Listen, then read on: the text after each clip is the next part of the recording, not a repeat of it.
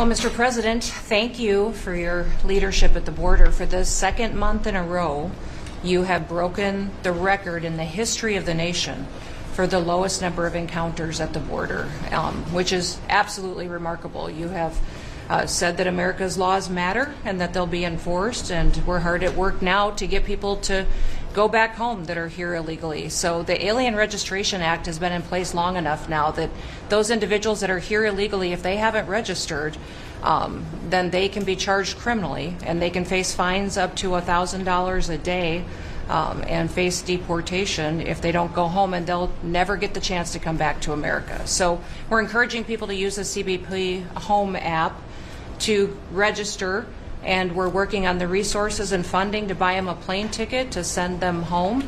I went to El Salvador, Colombia, and Mexico, and those countries and others are thinking about setting up programs to support these individuals when they get back to their countries. So when they get there, they'll have housing and food assistance, and so making sure that these folks have the opportunity to go home so that they can get the chance to come back to America is important. And so it's a very big self-deport operation that we're starting. Thousands of people have already Yeah. self-deported.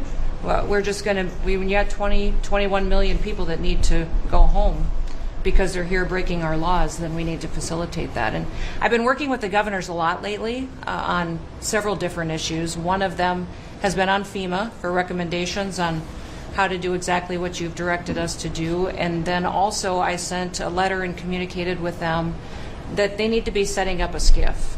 Some of our governors don't have secure facilities to have national security issues. I think one of the jobs Homeland Security has is to give communication down to states, to local cities and communities. And so recommending they get a SCIF, they have secure comms with them at all times or nearby so that they can have national security conversations, and then to have somebody in their office designated that is their communications person. A lot of them have emergency management officers, but they don't necessarily have somebody designated when it comes to a national security issue that we may need to communicate with them on. And I think American people need to know that Real ID will be required to travel on May 7th. So those governors have been notified to communicate that at home. We don't want anybody to get delayed and not be able to travel when they get to an airport. And this will also help us bring integrity back to all of our IDs and how they're used for issuing driver's licenses. And governors know how I feel about making sure their driver's licensing system has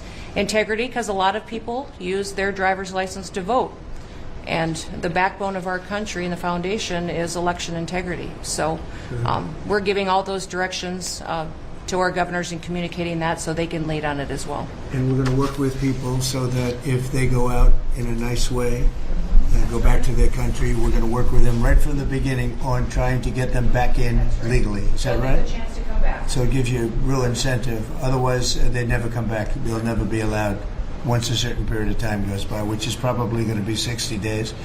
We're also going to work with farmers that if they have strong recommendations for their farms for certain people, we're going to let them stay in for a while and work with the farmers and then come back and go through a process, a legal process. But we have to take care of our farmers and hotels and various places where they need the people. And we're going to be working with you very carefully on that. So a farmer will come in with a letter concerning certain people saying they're great, they're working hard. We're going to slow it down a little bit for them, and then we're going to ultimately bring them back. They'll go out, they're going to come back as legal workers. Okay? Yes, sir. Thank you. Which I think will be I think it's very important to do.